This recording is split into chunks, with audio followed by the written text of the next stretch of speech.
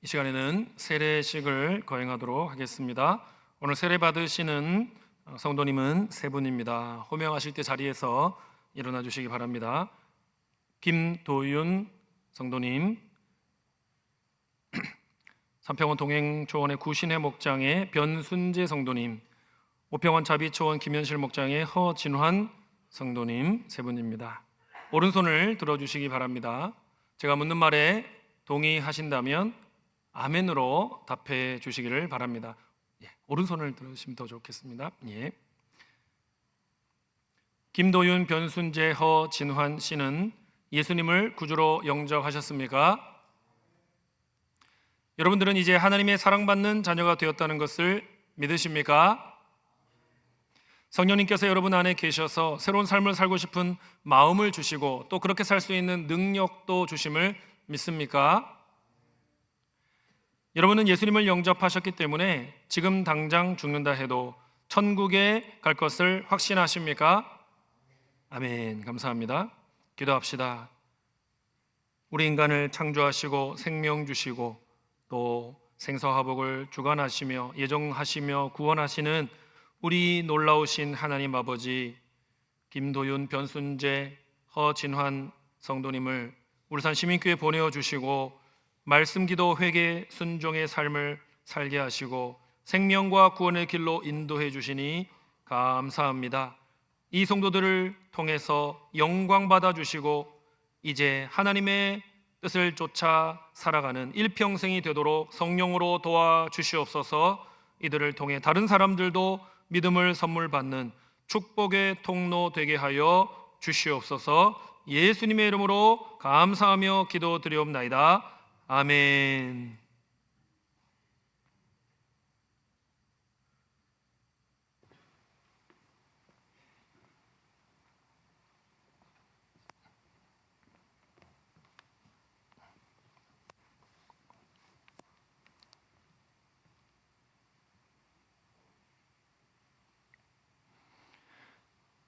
주 예수를 구주로 믿는 김도윤에게 성부와 성자와 성령의 이름으로 세례를 주노라. 아멘.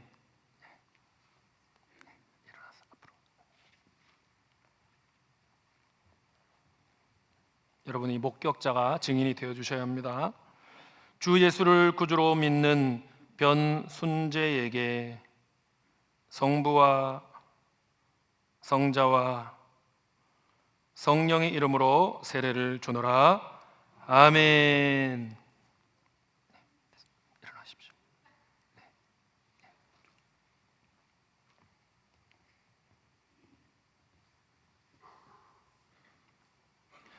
주 예수를 구주로 믿는 허진환에게 성부와 성자와 성령의 이름으로 세례를 주노라. 아멘. 공포하겠습니다. 우리 김도윤, 변순재, 허진환, 이렇게 하나님께서 우리에게 보내주신 귀한 세 형제들이 하나님의 교회의 가족이 되었고 대한예수교 장로회 울산시민교회 세례교인이 된 것을 성부와 성자와 성령의 이름으로 공포합니다. 큰 박수 보내주십시오.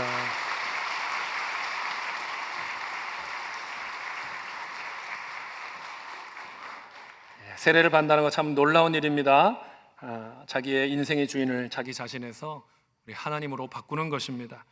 이 시간에는 예수님 영접 모임을 또 수료하고 또 우리 교회의 가족으로 또 출발하시는 분들까지 함께 축하하도록 하겠습니다.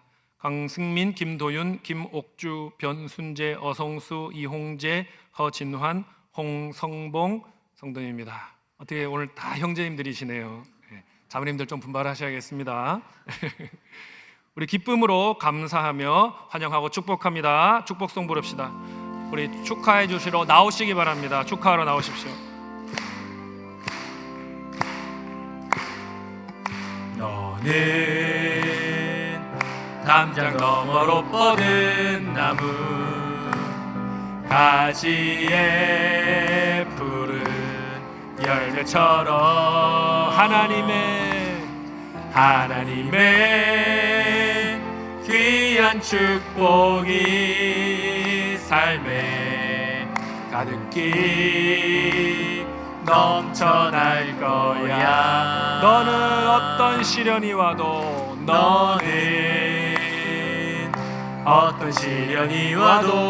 능히 이겨낼 강한 팔 있어. 전능하신 하나님께서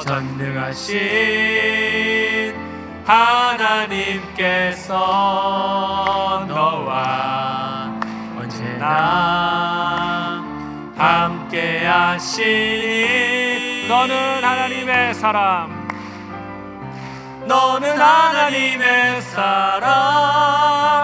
아름다운 하나님의 사람. 나는 널 위해 기도하며 내 길을 축복할 거야. 너는 하나님의 선물, 사랑스러운 하나님의 열매, 주의 품에 꽃 피운 나무가 되어줘. 큰 박수로 축하합시다. 축하합니다. 너무너무 축하합니다. 예. 우리 목장 식구들이 너무 기뻐하네요. 그죠? 우리 남편분께서 퇴직하면 교회 가겠다 하셨는데 약속을 지키셨습니다. 예. 우리 허진아 성도님도 한번 박수 한번 해드릴까요? 예. 네. 우리 세례받는 성도님 대표에서 우리 김도윤 형제가 간증해 주시겠습니다.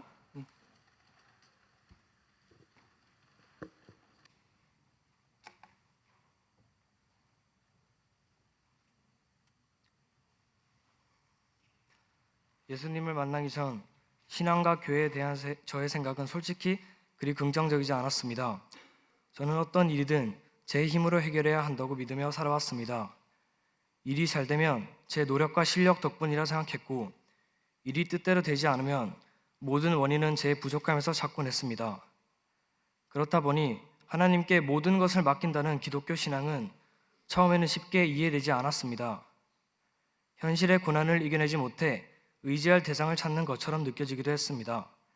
그런데 이상하게도 제가 지금까지 보아왔던 예수님을 믿는 분들은 도피하는 사람들처럼 보이지 않았습니다. 오히려 자기 힘만으로 살아가려 애쓰는 사람들보다 훨씬 단단해 보였고 쉽게 흔들리지 않는 강인함이 느껴졌습니다. 그 모습이 제 마음에 계속 남았습니다. 저 역시 나름대로 열심히 도전하며 살아간다고 생각했지만 결과가 기대에 미치지 못할 때마다 저는 너무 쉽게 무너졌습니다. 노력한 만큼 보상이 돌아오지 않는다고 느끼는 순간 모든 자책은 제 자신을 향했고 자존감은 점점 낮아져 갔습니다. 그래서 문득 이런 생각이 들었습니다. 예수님을 믿는 사람들은 나와 무엇이 다르기에 저렇게 다시 일어설 수 있을까? 요즘 말로 표현하자면 정말 든든한 백이라도 있는 것일까? 하는 궁금증이 마음 깊은 곳에서 생겨났습니다. 전 세계 수많은 사람들이 예수님을 믿으며 힘을 얻는다면 나에게도 이 믿음이 분명 도움이 되지 않을까 하는 생각이 들었습니다. 그렇게 처음으로 성경 구절을 찾아 읽기 시작했습니다. 하나님은 어떤 분이신지, 그분의 말씀이 왜 사람들에게 힘이 되는지 알고 싶었습니다. 여러 말씀을 읽던 중 제 인생의 방향을 바꾸는 한 구절을 만나게 되었습니다. 그 말씀을 읽는 순간 제가 실패라고 여겼던 수많은 순간들과 왜 내 인생은 이렇게 힘들까? 라며 세상을 원망했던 기억들이 위로받는 느낌이 들었습니다.